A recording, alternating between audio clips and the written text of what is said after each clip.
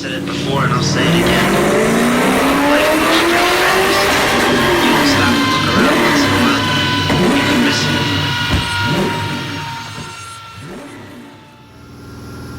Well, we don't see many of these. Toyota MR2 Turbo should be around 240 breakers. It's an import, but we shall see, because she's an old girl now.